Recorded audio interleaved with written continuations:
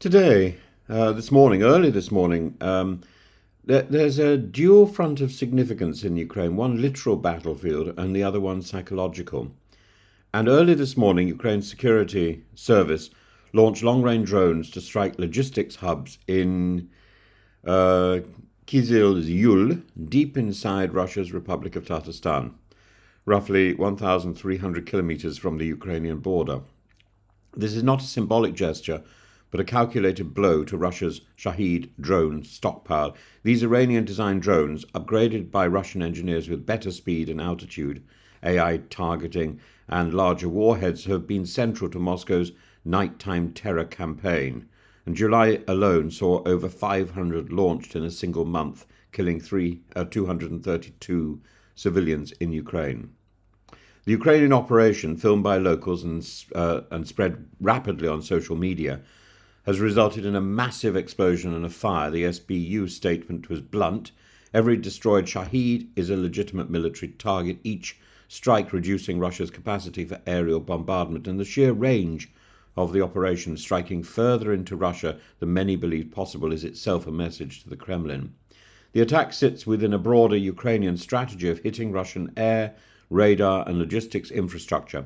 And in recent days, Ukrainian drones have disabled the Yenisei radar station in Crimea, a key component of Russia's S-500 and S-400 air defense network, sunk or damaged naval craft, forced repeated shutdowns of Russian airports, including mass delays in Sochi, and the war has migrated from the trenches to the skies, where drones now deliver both explosives and, in the case of Ukrainian heavy bombers, supplies to frontline troops under constant threat from Russia's own elite Rubicon drone units.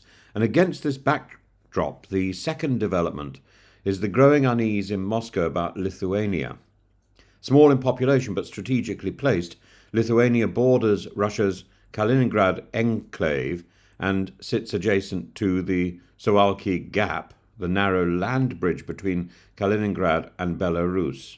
NATO forces, including newly stationed German troops, are entrenched there.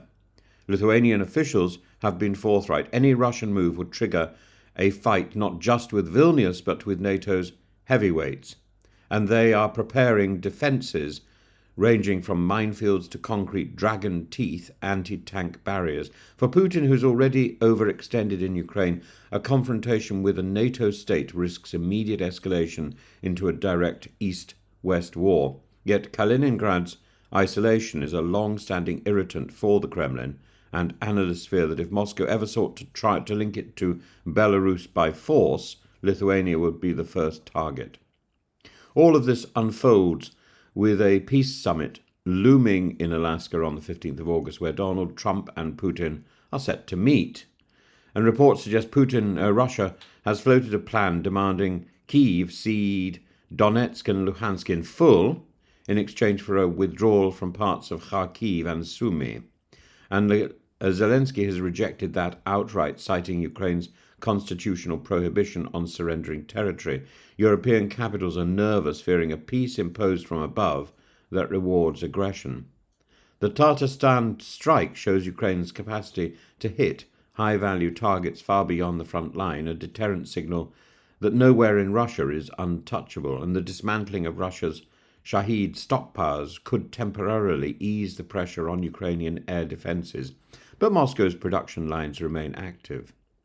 Lithuanian preparedness, combined with NATO's presence, forces Putin to weigh his ambitions in Kaliningrad against the certainty of escalation.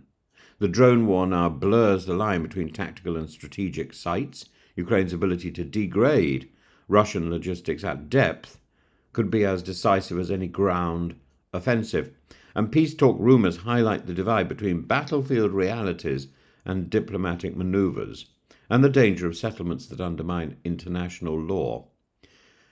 Ukraine's attack in Tatarstan is more than an isolated military success. It is part of a deliberate strategy to cripple Russia's tools of civilian terror, force the Kremlin to divert resources into defense, and demonstrate that geography is no longer protection. For Putin, the immediate danger lies not only in these strikes, but in the growing ring of alert and well-armed neighbours like Lithuania, ready to meet any move against them, with NATO's full force.